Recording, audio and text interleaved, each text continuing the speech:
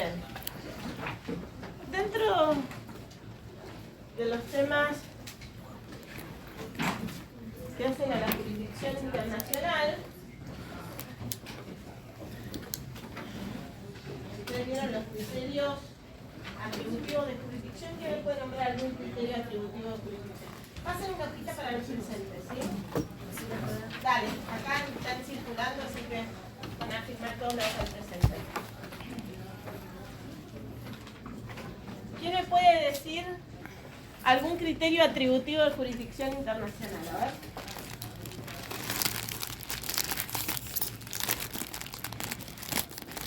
Ya saben que si hablan todos juntos no se entiende.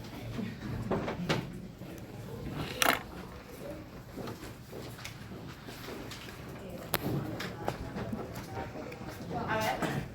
Voy a arriesgar los hechos del caso. No. ¿Directa? Claro, dentro de la jurisdicción directa nosotros teníamos criterios, contactos que atribuyen jurisdicción a determinados tribunales. La competencia. La competencia. Claro, pero lo que yo te preguntando es cuáles son los criterios, los contactos con los cuales se atribuye competencia al tribunal. El último domicilio. Último domicilio del causante puede ser. ¿Qué más? La situación de los bienes. Lugar de situación de los bienes. ¿Qué más? Lugar de celebración. Lugar de celebración del contrato. ¿Qué más? Nacionalidad podría ser.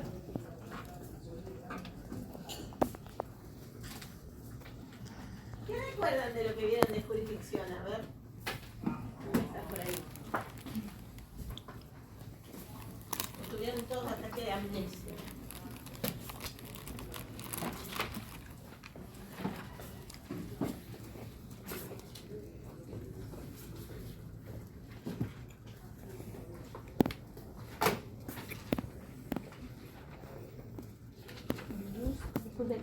El use y el forum. Sí, la relación forum-use, ¿qué más? Sí, ¿qué más? Sí, jurisdicción indirecta y directa, pero de jurisdicción directa no se acuerdan nada.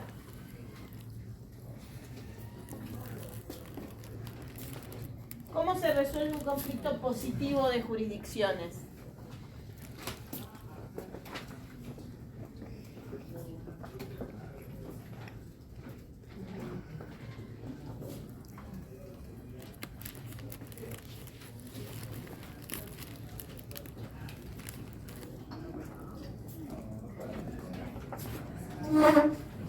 ¿Vieron conflictos? ¿Se recuerdan conflictos positivos y negativos de jurisdicción?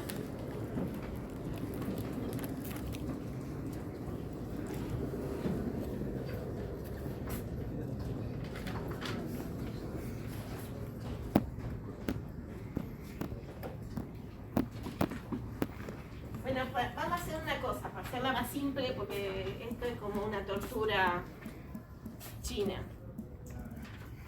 Ustedes tienen una guía de preguntas subidas al Classroom sobre jurisdicción internacional. ¿Sí? Para la próxima clase, que el lunes vengo yo también, van a hacer todas las respuestas. Así tienen claro el tema de jurisdicción internacional, jurisdicción directa. ¿Sí? Y jurisdicción indirecta. Están las preguntas ahí en el claro. Porque veo que están muy en el aire y tenemos que ir leyendo clase a clase. ¿Recuerdan los labrecitos? Acá nos encontramos con un boquete en la pared. Si seguimos construyendo arriba, la pared se va a caer. Entonces, traigan hechas las preguntas de jurisdicción de la guía. Son un montón, me van a decir. Sí.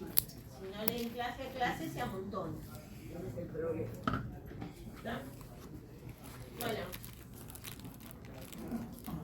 Hoy vamos a ver el tema dentro de jurisdicción. lo que es autonomía de la voluntad y reconocimiento y ejecución de sentencias, o lo que es la jurisdicción indirecta. ¿Sí?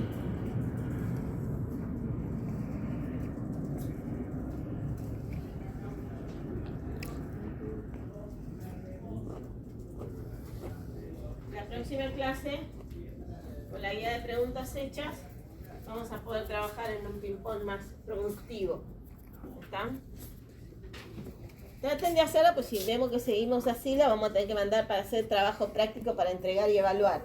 Entonces, la idea es que les sirva como material de estudio. De alguna manera tenemos que lograr que agarren el libro. Mira, los profesores nos dejan. Atrás. 2 días que no vengo y están para atrás. Voy a derrotar a Daniel. No te dieron ni bola. Se va a poner muy contento. Bueno. Vamos entonces a empezar con la autonomía de la voluntad. La autonomía de la voluntad es un criterio atributivo de jurisdicción.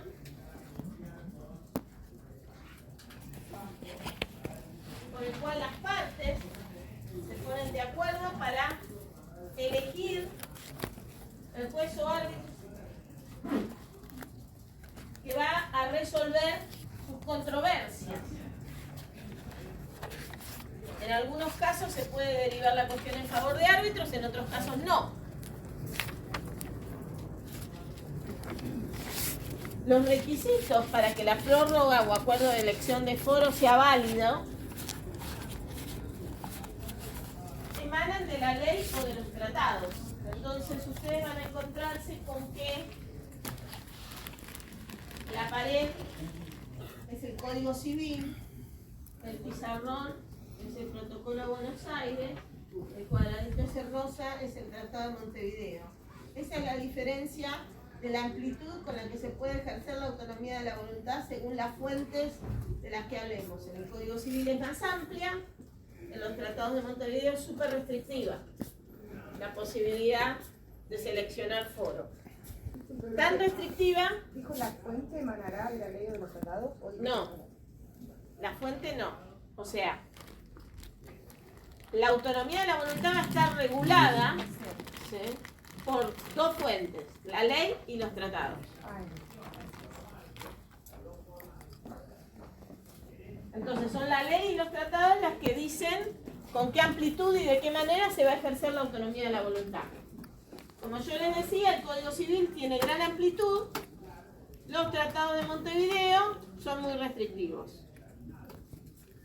Los tratados de Montevideo solo admiten la prórroga post-litem, es decir, después de surgido el conflicto.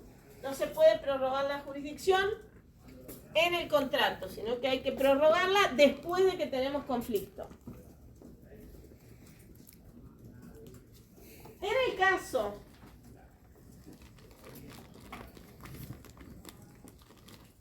de el Protocolo de Buenos Aires, que vincula a la misma parte que el Tratado de Montevideo del 40, porque el Protocolo de Buenos Aires se da en el ámbito jurisdicción contractual en el marco del Mercosur, en el ámbito del Mercosur.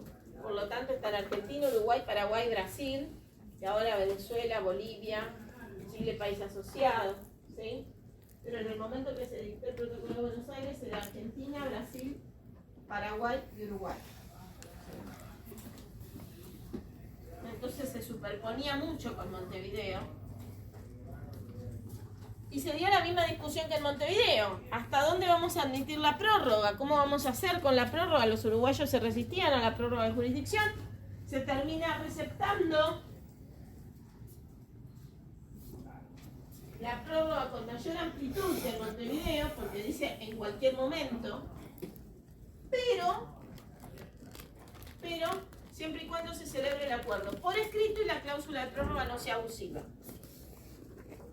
Yo siempre me pregunto si un juez considera que una cláusula es abusiva, si la va a dejar válida. Seguramente no, aunque no lo diga el tratado. Pero bueno, era una manera de conseguir que Uruguay aceptara la prórroga de jurisdicción, el principio siempre fue de rechazar. Después nos vamos a encontrar con que el Protocolo de Buenos Aires, si bien es más amplio en su recepción en cuanto a la prórroga, excluye un montón de contratos. Es jurisdicción contractual en el ámbito del Mercosur, pero excluye un montón de contratos. Quedan fuera de su ámbito de aplicación los contratos de consumo, los contratos administrativos, los contratos de trabajo, contratos de transporte, contratos de seguro. Hay un montón de contratos excluidos, ¿sí? Concordato de las quiebras, sucesiones, están todos esos excluidos. Entonces, ¿qué pasa? Montevideo del 40 se aplica, por ejemplo, en un contrato de seguros en el ámbito del Mercosur. Porque como el contrato de seguros está excluido del Protocolo de Buenos Aires, se sigue rigiendo por Montevideo del 40. ¿Sí? Y si es con Brasil, lo sujetamos al Código Civil. ¿Está?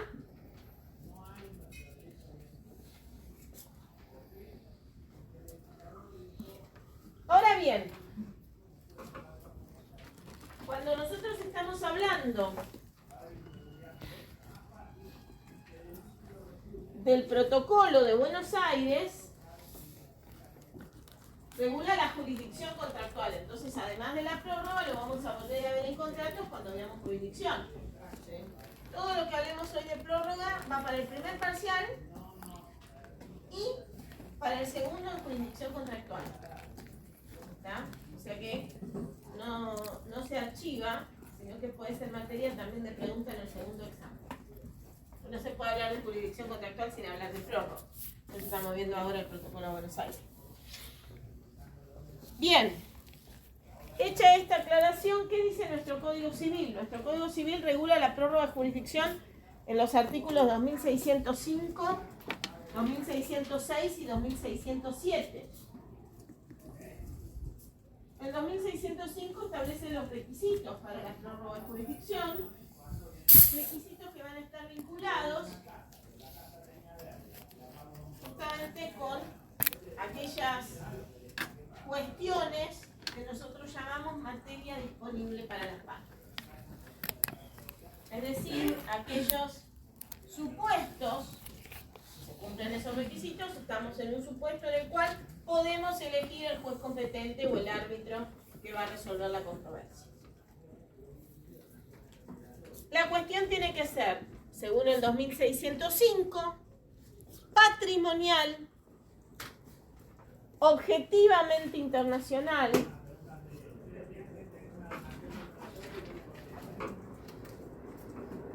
tiene que ser una situación que no sea jurisdicción exclusiva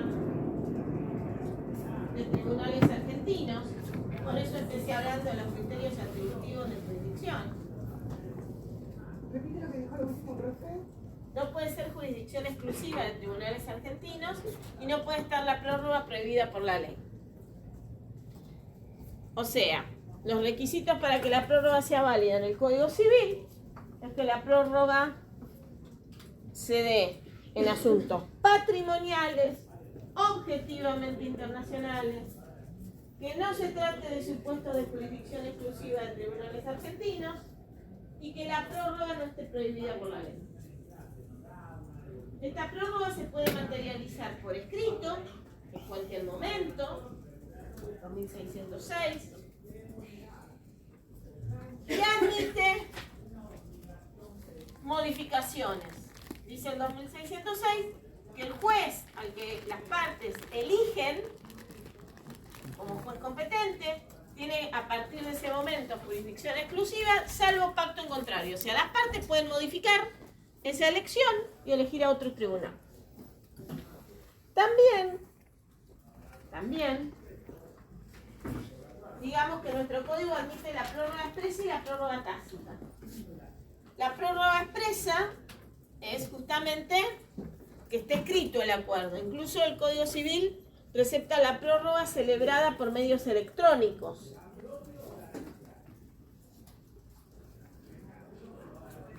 La prórroga tácita tiene que ver con llevarle la demanda a un juez incompetente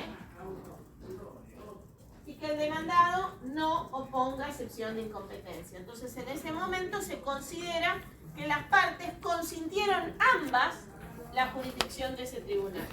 Pero ustedes recuerden que tenemos que hablar de un juez incompetente, porque si estamos frente a un juez competente, el demandado no puede plantear incompetencia. Entonces, no es que en ese caso no habría una prórroga, sino que lo que habría es, se lo llevamos al juez natural, al juez de las reglas de jurisdicción, esos criterios de jurisdicción que yo preguntaba al principio de la clase, y que ustedes van a saber cuando hagan las preguntas. ¿Está? Sí. Profe, ¿podría repetir la otra prórroga? Dijo prórroga tácita y otra. Prórroga expresa. Prórroga expresa es el acuerdo escrito. Ya sea escrito en papel, ya sea escrito, digamos, en formato digital. ¿Sí? De nada.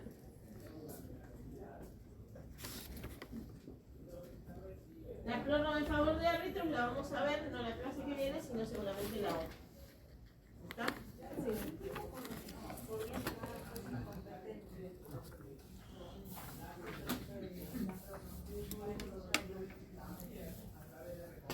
Porque esa es la voluntad de elección. Esperaría directamente si el demandado no contesta o no pone la excepción de incompetencia, siempre y cuando estemos en un asunto de carácter patrimonial, objetivamente internacional, que no haya prohibición legal para formular prórroga y que estemos en un caso donde no atañe a jurisdicción exclusiva de tribunales argentinos, es decir, siempre y cuando estemos en una situación que se puede prorrogar la jurisdicción, yo puedo elegir un juez incompetente y el demandado consentir. O sea, decir, no es competente, pero no importa. Estoy de acuerdo con este juez. Esto sería un acuerdo de prórroga. Si yo voy a un juez competente, el demandado no está consintiendo la jurisdicción. El demandado no tiene nada para decir porque el juez es incompetente. Entonces ahí la jurisdicción no emana del acuerdo de voluntades. Ahí la jurisdicción emana de la ley o del tratado del cual yo fui al juez competente. Por eso yo empecé por criterios retributivos de jurisdicción. Porque tener una clase más abajo. Por eso es importante ver el tema de los criterios. ¿Sí? O sea, cuando hay un criterio retributivo de jurisdicción, por ejemplo, lo que me dijeron, último domicilio del causante, supongamos. Vamos a poner otro. Lugar de celebración, dijo alguno. Bueno, lugar de celebración del contrato. Supongamos que yo tengo una regla de jurisdicción que dice el juez competente es el del lugar de celebración del contrato, el del lugar de cumplimiento de cualquiera de las obligaciones o domicilio del demandado, jurisdicción concurrente de cualquiera de esos jueces. Si yo soy parte actora, inicio la demanda ante el juez del domicilio ante el juez del lugar de celebración. Vos sos demandada, ¿podés plantear la incompetencia? Entonces no estás consintiendo la jurisdicción. Para que haya prórroga tiene que haber acuerdo de voluntades de elección de foro. ¿Sí? La prórroga tácita es cuando las partes eligen a qué juez llevarle la demanda. ¿Sí? Si vos le estás llevando a un juez que normalmente, o sea, no hay nada antes. Si hay algo antes, lo tenés que llevar a ese juez. El acuerdo ya no es tácito, sino que es expreso. No hay nada antes. Y vos se lo llevas a un juez al que la ley le atribuye competencia. No hay prórroga. Emana de la ley la jurisdicción. ¿Sí? Para que haya prórroga, tiene que nacer la jurisdicción del acuerdo de voluntades. ¿Sí? Si hay acuerdo expreso, eligen el juez que quieran. No me importa si está dentro de los criterios atributivos de jurisdicción o no. Pero si yo no tengo nada para considerar que eso es una prórroga tácita, tiene que el actor haberle llevado la demanda a un juez incompetente. Pues si se la llevó un juez competente, el demandado no consintió, el demandado no tenía nada para decir.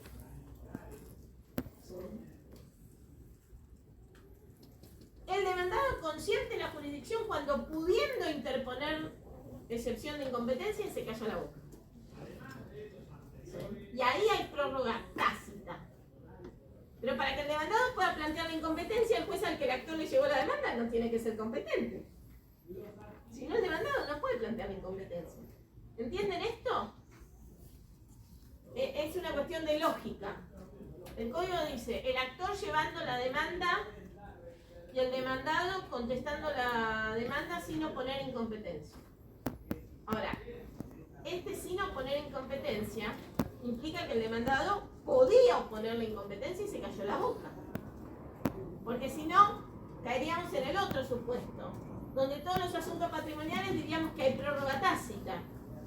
Porque el demandado siempre se va a callar la boca si no puede oponer la incompetencia. Vos la incompetencia la podés oponer cuando el actor llevó la demanda a un juez incompetente. No cuando el juez tiene un criterio atributivo de jurisdicción que dice que es competente. Y bien decís vos, ¿tu nombre es? Renata. Bien decís vos, Renata, que en los casos en los que hay posibilidad de ejercicio de prórroga, el juez no se declara incompetente inmediatamente. El juez corre tras la demanda y espera. Si el demandado consiente, consistió en incompetencia, el juez se va a declarar competente. O por lo menos eso es lo recomendable que haga. ¿Sí? A veces lo hacen, a veces se quiere sacar rápido el tema internacional de encima y se declaran incompetentes de uno y se vaya a otro lado. ¿Sí? Pero en realidad, ahora, vuelvo al principio. Para que estemos en un supuesto de prórroga tácita, tenemos que estar en un supuesto donde se puede ejercer la prórroga jurisdiccional. Si yo estoy en un divorcio, el divorcio no me admite el ejercicio de la prórroga jurisdiccional. Entonces ahí no podría estar hablando ni de prórroga tácita ni de prórroga expresa. ¿Y la parte que se puede oponer, se opone y listo o tiene que ser una propuesta? No, plantea la incompetencia como se plantea normalmente una incompetencia. Claro, solo que tiene que, ahora hay que ir a la Argentina. No, la parte de, a ver, como en todo planteo de incompetencia, ¿cómo se hace un planteo de incompetencia? Señor juez, usted no es competente porque en virtud del artículo tal que regula la jurisdicción en materia de contratos internacionales dice que la competencia se le atribuye a domicilio del demandado, B, lugar de cumplimiento de cualquiera de las obligaciones, C, domicilio del demandado, sucursal, cuando la sucursal intervino en la negociación. Y usted es el juez del lugar de celebración de contrato, por lo tanto no es juez competente para intervenir en el caso. Eso. Ahora, no le decís, usted no es competente porque es competente el juez de Chile. ¿Sí? Sino que vos le decís, usted no es competente porque no es el juez del domicilio del demandado, el demandado vive en Perú, no es el juez del lugar de cumplimiento de ninguna de las obligaciones se cumplían en Uruguay, Chile y Perú. Acá no hay ninguna sucursal en la que haya intervenido en la negociación. Que son los supuestos que da el código, por ejemplo, de jurisdicción contractual. No sé. ¿Está? De esa manera la plantea. Entonces el juez dice, tiene razón, el 2650 establece la jurisdicción y yo no soy ninguno de ellos. Listo, váyanse a otro lado. Y tampoco el juez te va a decir, vayan al juez peruano, chileno o paraguayo. Van a decir, vaya al juez del último domicilio, vaya al juez de... ¿Sí? Nada más. Voy a nombrar todos los criterios atributivos de jurisdicción. Sí, pero lo vamos a ver, a la prórroga en favor de árbitro lo vamos a ver dentro de 2 clases cuando veamos arbitraje. Sepan que los requisitos básicos del acuerdo, o sea, para prorrogar en favor de árbitro tenemos que partir de que estamos en condiciones de prorrogar. Y después vamos a sumarle los requisitos propios para prorrogar en favor de árbitro en vez de juez. ¿Sí? Pero siempre cuando hablamos de prórroga de jurisdicción, partimos de la base de que se dan los requisitos necesarios para poder prorrogar. Lo que nosotros llamamos que es materia disponible para las partes. ¿Sí? Si no es disponible la jurisdicción para las partes, ¿de qué prórroga vamos a hablar? Por eso el 2605 no empieza porque si se hace por escrito, la tácita, la expresa, empieza por los requisitos para la... En materia donde se trata de asuntos patrimoniales e internacionales, las partes pueden prorrogar jurisdicción en favor de jueces o árbitros con establecimiento en el extranjero, siempre y cuando no se encuentre prohibida por la ley y no se violente el supuesto de jurisdicción exclusiva de los tribunales argentinos. Siempre partimos de ahí. ¿Se dan esos requisitos? Entonces ahí empezamos a ver si fue expresa, si fue tácita, si el documento electrónico, si lo firmaron bien, si firmaron una cosa en el contrato y después modificaron en un anexo 3 meses después, etc. ¿Sí? Pero siempre partimos de la base de que se pueda prorrogar. Si no, es nulo de nulidad, o sea, digamos, no, por ejemplo, en materia de consumidor que dice no se puede ejercer la cláusula de elección de foro, hay una prohibición legal expresa, entonces no me importa si está escrita en el contrato, firmada en letra mayúscula por el consumidor, si el consumidor de puño y letra dijo yo consiento la jurisdicción, es nula porque la ley dice no es válido el acuerdo de prórroga de foro, de selección de foro, listo. Entonces no me importa si el consumidor puso la huella digital, una gota de sangre, entregó al canario, no me interesa, es nula, lo dice la ley, está prohibido. ¿Sí? Entonces por eso el orden lógico para analizar la validez del acuerdo de prórroga es, primero, ¿se dan los requisitos para su validez? En este caso, sí o no. Después, ¿cómo lo hicieron? ¿Lo hicieron bien o lo hicieron mal? Ahora, si ya no estoy ni siquiera en un supuesto en el que lo podían hacer, no me importa cómo está escrito, porque es un tema que no se puede prorrogar. Por eso el orden del código, de los artículos del código, es el orden, si quieren, lógico o natural del tema. Primero, ¿qué tipo de asunto se puede prorrogar la jurisdicción? Y después vamos a cómo lo hacemos. Si antes, después, si se puede cambiar, si no se puede cambiar, si lo ponemos por escrito, si el documento digital sirve o no sirve, qué pasa con la prórroga tácita, cómo hay que hacer la prórroga tácita, en qué supuesto se puede considerar que hay prórroga tácita. Después discutimos todo lo que quieran, pero primero tenemos que partir de la base de que el asunto habilita la prórroga de jurisdicción. ¿Sí? ¿Quedó claro esto? Porque después lo vamos a retomar en arbitraje y entonces es necesario que tengan muy claro esto. Y después lo vamos a retomar en contratos. Entonces, son muchos temas que se enganchan con prórroga. Bien. ¿Quedó claro? ¿No hay duda, no hay pregunta, nada de esto? Sí. Profe, siempre los tratados van a establecer el tema de la prórroga. ¿No puede haber un tratado que no hable de la prórroga y ahí ir directamente a la norma interna? ¿O siempre va a establecer el tema de la prórroga? De si se puede o no se puede hacer. A ver. Primero tenemos que ver si el tratado habla del tema de jurisdicción. Punto número 1. Si el tratado no toca el tema de jurisdicción, no va a tocar el tema de la prórroga y entonces vamos a ir a la cuestión, digamos, general, en el caso de los tratados de Montevideo, que hablan de derecho procesal internacional, ¿sí? O vamos a ir a el protocolo de Buenos Aires de jurisdicción contractual, si estamos en un contrato, incluido en el protocolo de Buenos Aires. Ahora, yo estoy en un divorcio. Bueno, no. ¿Está? Porque cuando se regula la jurisdicción del divorcio no se habla de prórroga, entonces no es válida la prórroga. ¿Está? O sea, si vos tenés un tratado, primero hay que ver si el tratado toca el tema de jurisdicción. Hay tratados que tocan el tema de jurisdicción, por ejemplo, cuando veamos el tratado de obligaciones alimentarias, toca el tema de jurisdicción y no solamente toca el tema de jurisdicción directa, ¿sí?, sino que también toca el tema de reconocimiento de sentencia. Pero hay tratados, por ejemplo, la Convención de Viena sobre compraventa internacional de mercaderías, nada dice sobre los jueces competentes. Entonces ahí vas a las reglas generales de jurisdicción. Si estás en el ámbito de los tratados de Montevideo, es decir, si la compraventa internacional de mercaderías se firmó entre Argentina, una parte en Argentina, la otra parte en Uruguay, irás al tratado de Montevideo a ver si está válida la prórroga o no. Si ese asunto era prorrogable o no. ¿Sí?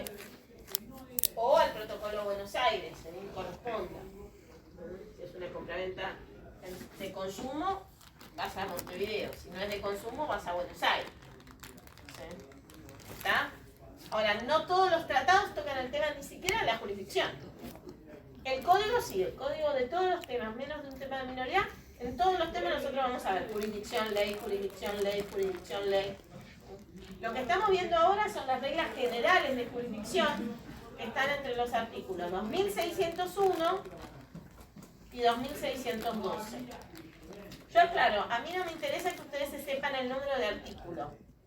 Yo simplemente los marco en clase muchas veces a los números de artículo. A veces, no siempre, pero a veces les marco en clase números de artículos solamente para que ustedes después vayan al código y los encuentren. O les sea más fácil encontrarlos. Van a ver que en parte especial nunca más les digo el número de artículo. Ya pasaron la primera parte de la materia, agarren el código y fíjense. Digamos, o sea, vamos. ¿Se acuerdan que yo les dije que esta parte de la materia era las herramientas con las cuales ustedes, como si fuera aprender a comer con cuchillo y tenedor? Bueno, una vez que ya saben cortar la carne, mamita no viene y corta la carne para el nenito de 16 años como tengo en mi casa, por ejemplo. Ya no. Cuando tenía 4 años sí, ahora ya no. Agarré el cuchillo, nene, y corta solo. Y si no tenés ganas de cortar la milanesa y no comas, ¿qué querés que te diga? Tenés 16 años, no bastante grandecito, ya para que mamita venga y te corte la milanesita, ¿qué querés que te la dé en la boca también? Bueno, esto es lo mismo. Ustedes llega un momento cuando pasan el primer parcial, si lo pasaron, es que están en condiciones de resolver los casos de la parte especial. A partir de ahí comen solito. ¿Está? Vamos a ver entonces ahora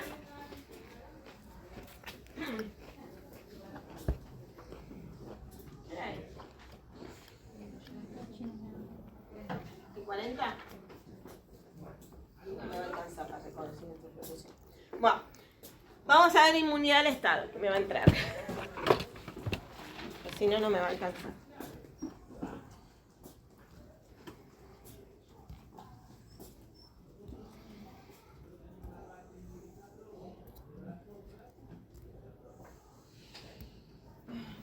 Cuando nosotros estamos hablando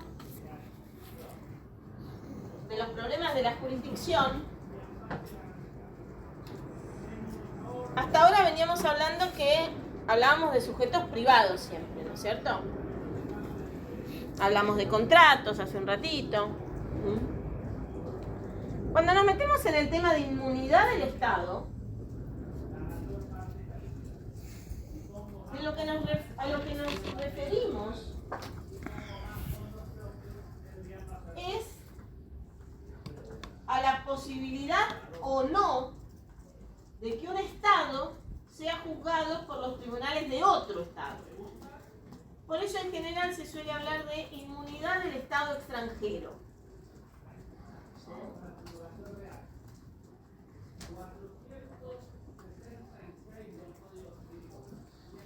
Como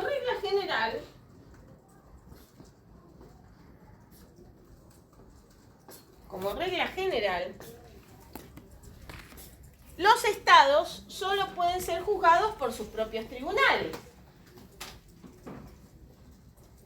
Y eso tiene una razón de ser absolutamente lógica.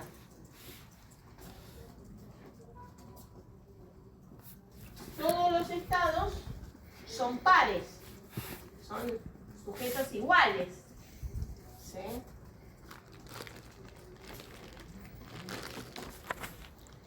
¿Quién es? O sea, ¿quién se puede erigir en alguien superior para emitir un juicio o una decisión sobre algo que hace un compañero, un par? ¿Sí? Entonces, como regla general, los estados solo pueden ser juzgados ante sus propios tribunales.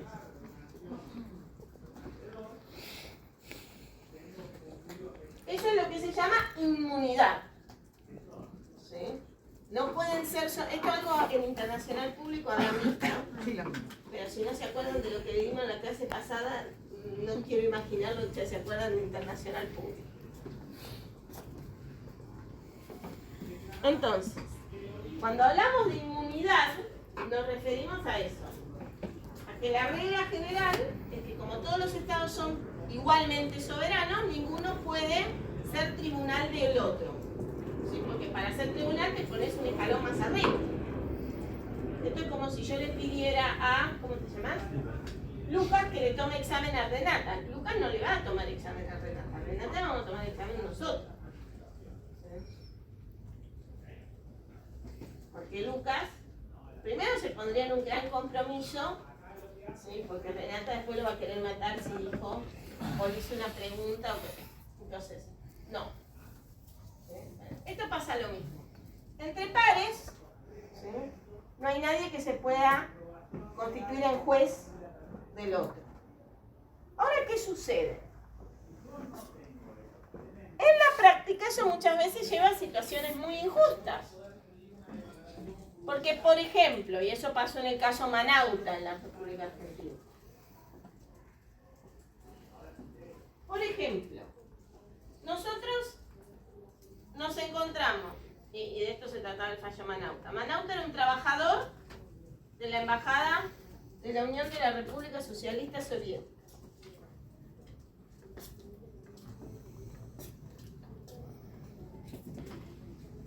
Y la embajada no le había hecho los aportes. Entonces, cuando Manauta se va a jubilar, no tiene aporte, no se puede jubilar. Entonces, Manauta quiere hacer el reclamo para pedir que le hagan los aportes para poderse jubilar. Y entonces, obviamente, se opone la Unión de la República Socialista Soviética y dice: no me pueden juzgar los tribunales argentinos. Señor Manauta, usted tiene que ir a pedirle justicia a los tribunales de la Unión de la República Socialista Soviética. Pobre Manauta, eso y decirle que no se va a jubilar nunca y que se embrome por haber trabajado para la embajada, es más o menos lo mismo. ¿Sí? Entonces ahí aparece en nuestra jurisprudencia, pero es un criterio que ya se venía sosteniendo de antaño en mucha jurisprudencia internacional, aparece la distinción entre lo que es la actividad del Estado con actos de imperio, que eso sí no pueden ser sometidos al juzgamiento de otros estados, de los actos de gestión. Si un estado está realizando actos de gestión en el territorio de otro estado, ahí sí podría llegar a ser juzgado por esos tribunales.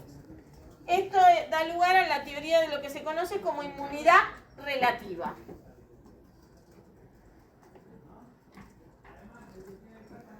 ¿Por qué? ¿Sí? ¿Qué preguntó? No. ¿Por qué inmunidad relativa? Porque para algunos supuestos vamos a mantener la inmunidad y para otros supuestos no se va a mantener la inmunidad. Cuando estamos frente a un acto de gestión, no se va a mantener la inmunidad.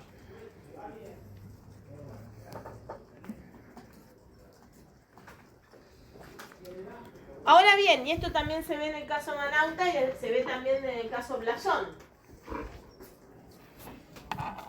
Una cosa es, estos casos que yo les estoy citando están en el libro, o sea que si ustedes leen el libro, pueden profundizar en esto. Una cosa es que yo discuta la inmunidad de jurisdicción, es decir, el sometimiento del Estado a los tribunales de un país distinto a ese Estado que está siendo demandado. Por eso siempre hablamos, insisto, siempre que se habla de inmunidad, se habla de inmunidad del Estado extranjero. ¿Por qué uno habla de inmunidad del Estado extranjero? Porque está hablando de la posibilidad o no de someter a un Estado extranjero a los tribunales nacionales. ¿Sí? Porque de eso se trata la inmunidad. De si un Estado puede ser juzgado por los tribunales de otro Estado. Y aparece una diferencia entre lo que es inmunidad de jurisdicción y lo que es inmunidad de ejecución. La inmunidad de jurisdicción está relacionada con la posibilidad de que un juez de otro país juzgue, decida, dicte sentencia sobre una situación jurídica en la cual el demandado es un Estado extranjero. ¿Hasta ahí me siguieron? Ahora bien, la inmunidad de ejecución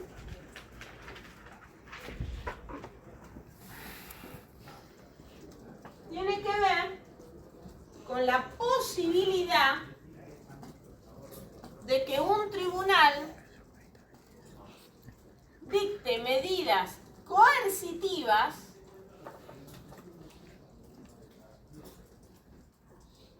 sobre bienes que pertenecen a un Estado extranjero. O sea, son dos cosas distintas. Una cosa es que yo te pueda juzgar, otra cosa es que yo te pueda obligar a cumplir la sentencia. ¿Sí? Lo repite, profe. Disculpe. A ver, para repetir, nunca me sale repetir, pero bueno, más o menos vamos a tratar ¿Tome de... medidas sobre bienes, dijo? Que tome medidas coercitivas. Coercitivas, es la palabra. O sea, que pueda dictar el cumplimiento forzoso de la sentencia. No, yo siempre digo, nunca me sale repetir porque no me sale exactamente igual el discurso. Perdón, pero... ¿Me suena al Duque o no? ¿Eh? ¿A San Juan o no? ¿Ese no es? No. ¿Parecido o no? Ok. No, el Ara San Juan no. Un caso donde nosotros tuvimos la fragata Libertad. Perdón, se me Nos equivocamos de barco. de barco. El Ara San Juan, pobre, es el submarino. Sí, Desapareció. disculpe, sí, Sí, el caso de la fragata Libertad es un supuesto. Pero ahora justamente vamos a ir a ese tema de la fragata Libertad. Un momento, todavía me falta un paso más. ¿Sí? Cuando nosotros vemos la posibilidad de ejecutar la sentencia, o sea, del cumplimiento forzoso de la sentencia, de tomar medidas coercitivas para hacer cumplir la sentencia, ahí de nuevo tenemos que ver sobre qué bienes podemos hacer cumplir la sentencia, que es otra nueva distinción o disquisición en materia de lo que es inmunidad del Estado. Por un lado está en si el Estado puede ser juzgado o no por los tribunales de otro país.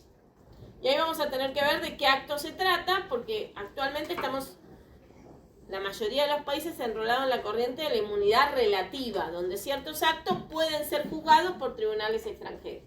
¿Sí? Bien, hasta ahí todo bien. Después viene la distinción entre inmunidad de jurisdicción e inmunidad de ejecución. Inmunidad de jurisdicción tiene que ver con la posibilidad de juzgamiento, pero inmunidad de ejecución tiene que ver con la posibilidad de que un Estado extranjero o los tribunales de un Estado extranjero pueda decidir sobre, digamos, la ejecución forzada, tomar medidas coercitivas sobre los bienes de otro Estado. O sea, no sé. Si el juez de Nueva York puede ejecutarnos las acciones de YPF. ¿Sí? Ahora, eso está relacionado con la inmunidad de ejecución. Obligarte a cumplir la sentencia. Más allá de la decisión, ¿se puede obligar a un Estado a cumplir la sentencia o ahí ya pasamos una línea más? ¿Sí? Por eso se hace diferencia, y esto es una doctrina que ha sostenido la República Argentina más o menos hace 30 años, poco menos, pero porque empezó a hacerlo en el año 2000, 2001, cuando vino toda la debacle después de la caída de la convertibilidad, que una cosa es inmunidad de jurisdicción y otra cosa es inmunidad de ejecución. ¿Sí? Nosotros esta doctrina ya la tenemos receptada en Manauta, la tenemos receptada en nuestra ley de inmunidad del Estado, donde nosotros no hacemos lugar a la inmunidad de ejecución. O sea, Argentina es consistente, no solamente en su postura cuando se defiende, sino también en su legislación interna y en su jurisprudencia nacional, en esto de sí a la inmunidad de jurisdicción, no a la inmunidad de ejecución. ¿Está? Se puede someter al Estado extranjero y sacarle la inmunidad de jurisdicción, pero no la inmunidad de ejecución. De hecho, a Manauta le dicen, bueno, acá tenés la sentencia, anda a ejecutar la Rusia.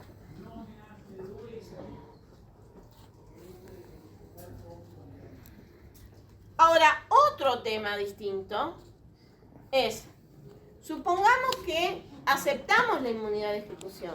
¿Qué bienes se puede ejecutar de un Estado? Eso es otro asunto. Porque hay bienes del Estado que por la función que cumplen para el Estado gozan de inmunidad los bienes. O sea, más allá de que yo diga si el tribunal tiene competencia o no para ejecutar la sentencia, sobre qué bienes pueden recaer esas medidas coercitivas también es un tema de discusión. Ustedes saben, por ejemplo, o debieran saberlo del derecho procesal, que si llega un oficial de justicia que quiere embargar en su casa porque ustedes quedaron no sé, tienen una deuda, no pagaron un cheque, pagaré. Les iniciaron un juicio ejecutivo, llegan a su casa, no les pueden embargar la heladera, no les pueden embargar el televisor, no les pueden embargar los pantalones, no les pueden embargar el cinturón. O sea, digamos, hay un montón de cosas que son inembargables. Lo mismo sucede con los bienes del Estado. Los bienes del Estado que están al servicio del ejercicio de la soberanía nacional son inembargables. Los bienes del Estado que están al servicio de la realización de los actos de gestión. Cierran ahí la puerta un cachito. Gracias. Eso pasó en el caso de la fragata. Claro, ahora voy al caso de ahora voy al caso de la fragata. Justamente para eso estoy explicando esto, para ir al caso de la fragata. Gracias, porque me distraía la otra. Trataba de evitar más yo para que se escuche más. Hacía pulmones, ¿no? Eso me dicen a mí que grita más que yo todavía. Lo he encontrado el profesor que grita más que yo. Bueno. Entonces, cuando nosotros hablamos de los bienes que tienen inmunidad, estamos refiriéndonos a los bienes que hacen al ejercicio soberano del Estado. No podemos embargarle al Estado Nacional la casa de gobierno. Podrá valer mucho el terreno donde está la Casa Rosada o poco, no sé. Tal vez donde está la Cancillería vale más. Pero esos edificios son inembargables en sí mismos. No se puede embargar bienes que están al destino o cuyo destino está relacionado con el ejercicio de la soberanía. Sí se pueden embargar, en cambio, bienes que están vinculados con la gestión del Estado. Entonces, por ejemplo, nosotros, ahora no sé la verdad si seguimos teniendo flota de aviones o no, no sé. Pero nosotros en un momento teníamos Tango 01, 02, 03, 04. El 01 era inembargable, porque el Tango 01 era el avión presidencial.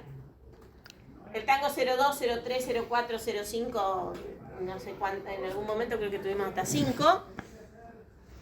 Los otros eran embargables, porque ahí no viaja el presidente. ¿Sí?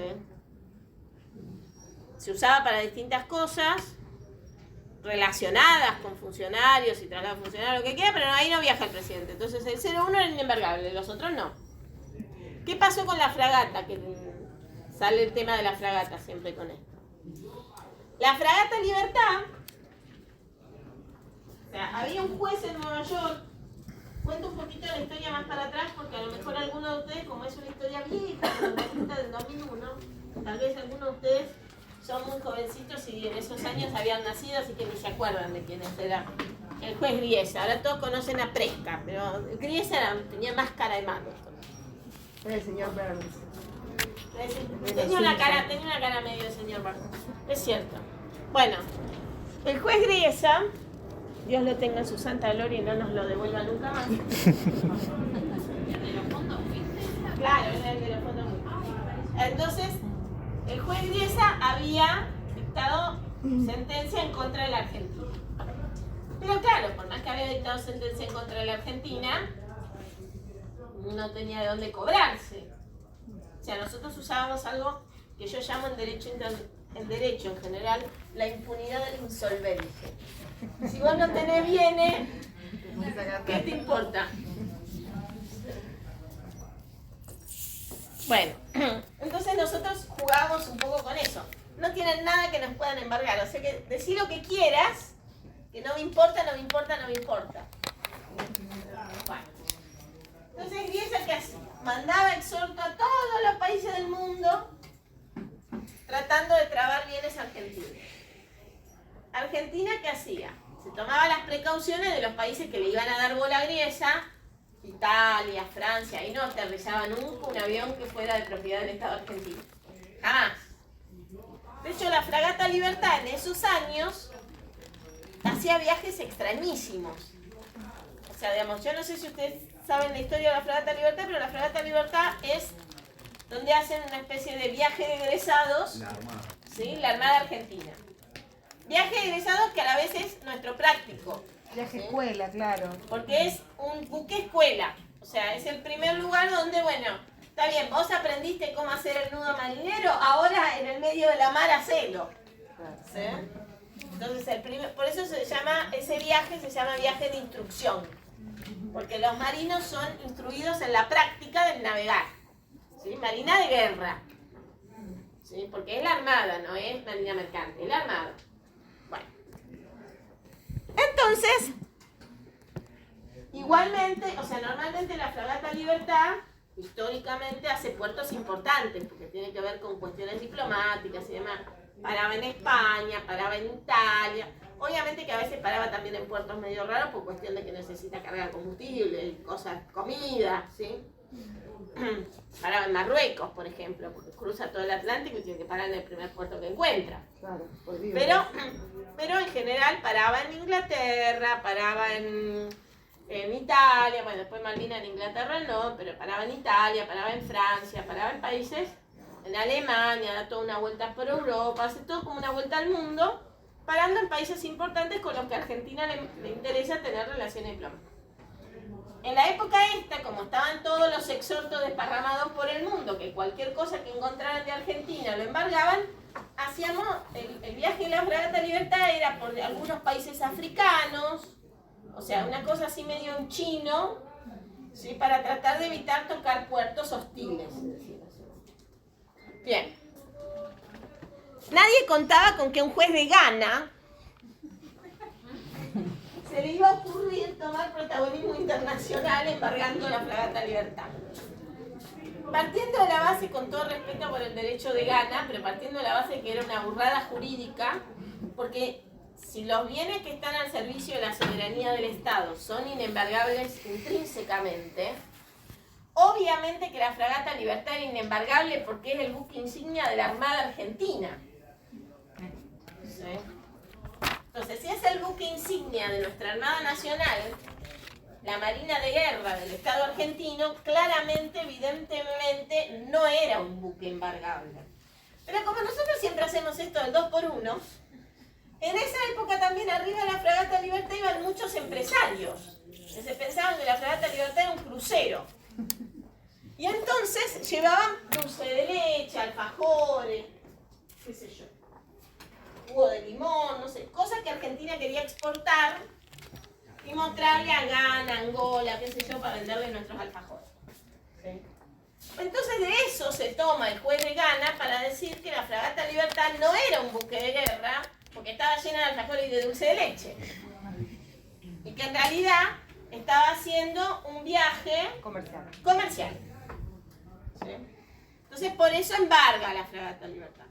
Después, más allá de los pataleos y de las cosas, de que sí, de que no, de que esto, de que lo otro, porque nosotros políticamente siempre hay mucha bambolla con estos temas, lo cierto es que después se fue al Tribunal Superior, al Tribunal Internacional del Mar, porque hay un Tratado Internacional del Mar que protege buques como la fragata Libertad, se fue al Tribunal Internacional del Mar, digo, alguna vez se fue al lugar que corresponde, porque todo lo demás es charla de café, pero no sirve jurídicamente. Se fue al Tribunal Internacional del Mar y el Tribunal Internacional del Mar inmediatamente liberó la fragata Libertad porque era una burrada embargar el buque insignia de la Marina. Porque si vos permitís que, por más que seamos Argentina y que tal vez no seamos un país tan bélico, no, o tan de primer mundo, digamos, tan importante, ¿sí? Andá a embargarle a Putin la fragata Libertad, el equivalente a la fragata Libertad a Putin, a ver qué te pasa. Por ejemplo, ¿sí? Pero más allá de que nosotros no estemos en ese círculo tan preponderante, ¿sí? Lo cierto es que no podés sentar el precedente de que un Estado se puede irrogar la potestad de embargar un buque de guerra de otro Estado. en sí mismo era un precedente horrible. Entonces el Tribunal Internacional de Mar hizo lo que correspondía y levantó el embargo que pesaba sobre la fragata Libertad. Bien, esto nos lleva a... También pasó algo similar. ¿Se acuerdan cuando fue el tema de las vacunas? Que decían, nos piden los glaciares, no sé qué historia. Todo un divague. En realidad, lo que nos pedían era, como Argentina sistemáticamente invoca que la inmunidad de ejecución nunca está cedida a tribunales extranjeros, sino es competencia de tribunales extranjeros, y que esto no se puede embargar, o sea, la impunidad del insolvente, que digo yo, no la digo por Argentina, la digo en general. Cuando a veces un cliente te pregunta, yo me tengo que cuidar de que no me embargue la FIP, de que esto, de que lo otro, de que aquello, de que si el trabajador me reclama, de que qué sé yo, de que qué sé cuánto, y este que me chocó el auto, me rompió todo y no me va a pagar nada, no tiene nada. Si no tiene nada a su nombre, ¿qué? O sea, vos te tenés que preocupar porque tenés bienes. Si no tenés bienes a tu nombre, si no le pagás nunca los impuestos a la FIP, qué sé yo, si entras en ley penal tributaria te llevarán preso, y si no entras en ley penal tributaria estarás inhibido por vida. ¿Qué quieres que te diga? Ahora, si tenés bienes, los pones en juego. Entonces el que se cuida es el que tiene bienes, el que no tiene bienes no se cuida de nada. Bueno, nosotros tenemos un poco a nivel internacional, como estamos siempre en el fondo del mar, cada gobierno que ha asumido desde que yo tengo uso de razón, siempre dice que estamos en una situación terrible, que vamos a ver cómo salimos adelante. Miren un video de Tato Bores, Tato Bores se debe haber muerto hace 20 años más o menos. Miren un video de Tato Bores y parece que lo hubiera escrito ayer. Así que esto no tiene que ver con colores políticos. Todos los gobiernos dicen lo mismo, siempre. Entonces, frente a los extranjeros, somos un deudor veraz situación 5. ¿Quién nos va a querer prestar algo? Cuando pasó lo de las vacunas, pasó eso. Bueno, decime, si no me pagás, porque el contrato con vacunas era así. Se pagaba la mitad, se entregaban las vacunas, y después que se entregaban todas las vacunas, se cobraba la otra mitad. Claro. O solés no pagar, te pido alguna garantía. Decime qué bienes te voy a poder embargar si no me pagás. Entonces decime, estos bienes yo declaro bajo juramento que son bienes que no afectan la soberanía del Estado y que si no pago, embárguenlos. ¿Sí? Ahora, eso se lo pedían no solamente a nosotros, a todos los países del mundo. Porque todos los contratos de todos los laboratorios pedían eso. ¿Por qué? Porque está relacionado con esto de la inmunidad de los estados. Todos los estados hacen lo mismo. Lo que pasa es que otros son un poco menos reticentes a pagar que nosotros, nada más. ¿Están tipificados esos bienes? Porque ahora me viene, por ejemplo... Sí, están tipificados por los dos. Hay tratados internacionales. Ustedes en el libro de la doctora, yo trato de no explayarme mucho en temas que pueden fácilmente encontrar en el libro. En el libro de la doctora tienen todo el listado de bienes. Nosotros no lo tomamos acá en clase, nosotros tomamos, o sea, guíense para estudiar este tema por el PowerPoint y los temas que están desarrollados en el PowerPoint, y esos temas, vean los del libro. En el libro ustedes tienen todo el desarrollo de todos los bienes inembargables, de todos los sujetos a los que se le extiende la inmunidad del Estado. El embajador, el cónsul, el auto del embajador, ¿sí? Pero aún cuando sean un contrato de explotación, por ejemplo, en las mineras. Que yo me acuerdo una vez que... Pero la explotación de las mineras no explota el Estado extranjero, explotan empresas. Por eso, es empresa privada, pero a veces se hacen acuerdos donde se resuelve en tribunales internacionales. No, Las eso provincias aceptan eso no es ese tema. Eso tiene que ver con lo que se llaman tratados de inversión. Eso. ¿Sí? Que se conocen por la sigla TIR.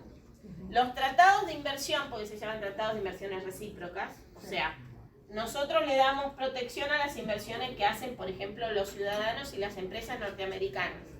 Y si un argentino va a invertir en Estados Unidos, recibe de Estados Unidos, por ese convenio internacional, recibe la misma protección que nosotros le ofrecemos a ellos. ¿Sí? Entonces, Entonces, ¿qué pasa? Nosotros cuando hay privatizaciones, cuando hay concesiones, etcétera, se firman acuerdos o licitaciones o donde se hacen referencia a esos tratados internacionales suscritos no con la empresa, sino que el acuerdo entre el Estado y la empresa está dentro del marco del tratado firmado entre los Estados. ¿Sí? Entonces, esos acuerdos, muchas veces, si en los tratados se puso una cláusula de prórroga de jurisdicción, que no suele ser en favor de jueces, más allá de que, por ejemplo, el tema de los bonos era en favor de los jueces de Nueva York, pero no suelen ser tanto en favor de jueces, sino que en general es en favor de árbitros y de los famosos tribunales arbitrales del CIADI, que nosotros lo vamos a ver cuando veamos arbitraje. ¿Sí?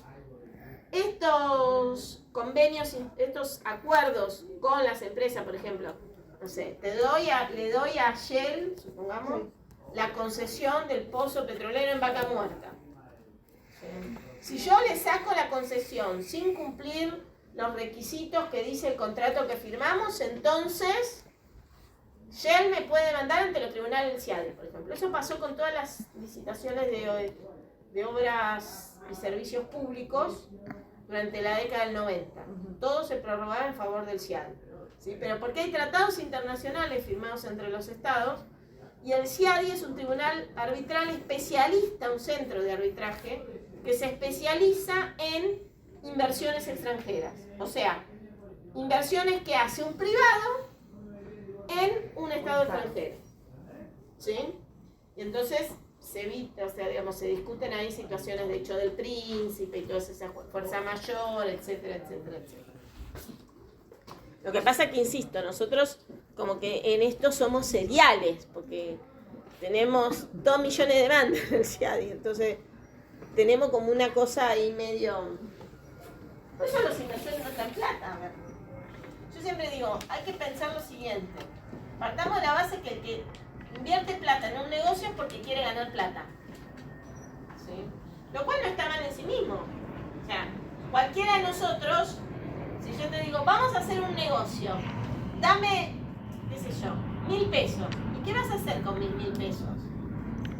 Oh, no te importa, vos dame 1.000 pesos. No, sí, me importa. A ver, decime qué vas a hacer con 1.000 pesos, si no, no te los doy. Claro, tiene que ser win-win. A ver, bueno, esto es un poco en el marco en el cual se mueve cualquier inversión importante. ¿Sí? El otro día me pasa un cliente para que le mire un contrato de locación, una cosa totalmente, digamos, si quieren pava, un contrato de locación es lo más básico que existe. Pero bueno, como él iba a poner ahí un restaurante, iba a hacer un montón de inversión en acomodar el restaurante, etcétera, quería ver bien las cláusulas del contrato. Y una de las cláusulas del contrato decía que si el propietario decidía que quería vender el inmueble, le avisaba con 30 días para que desaloje. Y entonces yo le dije, mira que vos vas a hacer toda la inversión, y vos leíste la cláusula que dice que en 30, o sea, unilateralmente el propietario puede decidir vender el inmueble, te intima a desalojar y en 30 días te tenés que ir. O sea, vos a lo mejor ponés millones en pintar, instalar esto, poner lo otro, el loguito, qué sé yo, qué sé cuánto, y después en 30 días tenés que desarmar todo a criterio de cuando al propietario se le ocurra ponerlo a la venta. Me dice, no, pero cuando quisimos sacar esa cláusula, no, si no es así no se firma, qué sé yo, qué sé cuánto, y me dijo, no, yo tengo que hacer una inversión muy importante para condicionar este local, para poner el restaurante dentro de 2 meses, voy a estar pagando alquiler sin tener un peso, voy a estar invirtiendo en acondicionar el local para que funcione como restaurante. Y me meten una cláusula que si lo quieren vender en 30 días me tengo que ir, no voy a hacer la inversión directamente. Bueno, eso que le pasó a este señor que tenía un negocio, ¿sí? Le pasa también, qué sé yo, una minera. Va a venir, va a traer máquinas, va a hacer una infraestructura, una petrolera, va a hacer el pozo, va todo, y después nosotros le decimos de golpe, te lo saco, se acabó. Se acabó lo que sea, ahora me lo quedo yo. Va a reclamar. Lógicamente va a reclamar. Porque puso plata y quiere tener ganancia. Entonces, ahora, ¿dónde reclamar? ¿Y qué bienes se le pueden ejecutar al Estado? De eso se trata este tema. ¿Sí?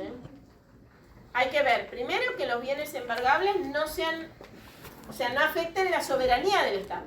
Si afectan la soberanía del Estado, no se pueden embargar. ¿Sí? Segundo, hay que ver de qué acto jurídico se trata. Si es un acto jurídico donde... Tercero, esto que vos decís. Hay muchas veces que hay prórrogas en esos tratados de inversión. Hay prórrogas donde se dio la jurisdicción. O sea, el Estado argentino reconoce expresamente la jurisdicción de los tribunales arbitrales del CIADI, por ejemplo. Entonces, ahí después no puede oponer inmunidad de jurisdicción. Ahora, de jurisdicción, no de ejecución. Eso es otra cosa.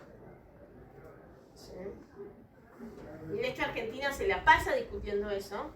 Ahora, en eso sí debo reconocer que somos coherentes, porque nuestra ley tiene la misma solución para los estados extranjeros también. ¿Sí? O sea, si un argentino tiene un problema con un estado extranjero, puede en algunos casos demandar en la Argentina, por ejemplo, si se dan los criterios atributivos de jurisdicción, pero ejecutar tiene que ejecutar al exterior. Por eso a veces cuando viene un cliente muy contento, hoy estoy con el contrato de locación, cuando viene un cliente muy contento, no, le alquilé el departamento al embajador de no sé dónde. Yo digo, ¿cómo lo garantizo? Me dice, ¿cómo le voy a pedir garantía al embajador de Francia? Pues el embajador de Francia mañana no te quiere pagar, no te paga y no tenés dónde agarrarte. Claro. Sí. Pedile por lo menos con todo respeto, señor embajador, algo, un seguro de caución, un aval bancario, algo para cobrar algo de acá. Porque si no, mañana al señor embajador, con todo respeto, se le ocurre que no te paga más y se va cuando quiere. Porque tiene inmunidad el embajador. Ah, eso no lo había pensado. Hay dos cosas que los clientes se ciegan. Uno, con todo esto diplomático, se ciegan totalmente. Y la otra cuestión es con los famosos. Pero, ¿cómo no me va a pagar Messi? Y a lo mejor no te paga. O sea, todo bien, pero a lo mejor no te paga. ¿Sí? Ahora, si vos decís, bueno, yo se lo alquilo igual, si no me paga no me importa, pues después le alquilo a otro y le digo, ¿acá durmió Messi? Otra historia. ¿Sí? Pero, o sea, hay gente que se obnubila con esas cosas. Bueno, en el tema de los estados pasa mucho eso. Entonces hay que tener en cuenta este tema, porque a todas las dificultades que tiene la jurisdicción internacional se le suma esto de la inmunidad de los estados extranjeros. No es tan fácil iniciarle juicio a un estado extranjero, mucho menos cobrarle a un estado extranjero. ¿Sí? Así que cuidado con eso, porque si no podemos pasar algún mal momento. ¿Qué hora es?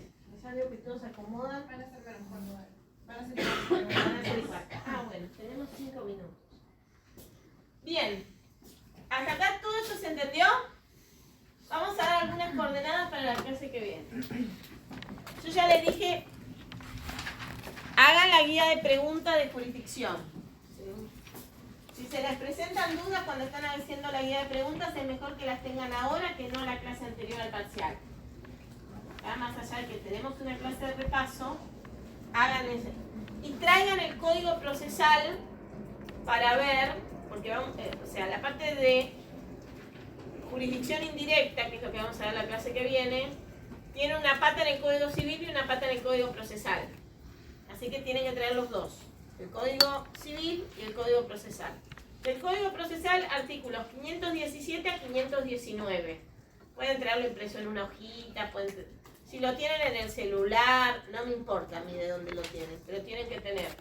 ¿Sí? Y tengan a mano siempre el Código Civil y Comercial, aunque sea acá como lo tiene la compañera Renata en Infolet, no me interesa a mí en qué formato. ¿Sí? En un formato que a ustedes les sirva para estudiar. ¿Está? Si les sirve cortar y pegar de Infolet, sirve. Si les sirve marcar en el código papel, sirve. Derecho internacional privado desde el 2594 al final del código. Si quieren traer esos artículos impresos y marcarlos y tachonear, de manera que les sirva a ustedes para estudiar. Lo mismo con la guía de estudios. La guía de estudios se la hacemos hacer porque vemos que están muy en agua.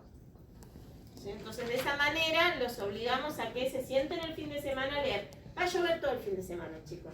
Viene la tormenta de Santa Rosa. Así que, como va a llover, lo mejor que hay es chocolate caliente y derecho internacional privado. ¿Está? Bueno, algunos falta anotar.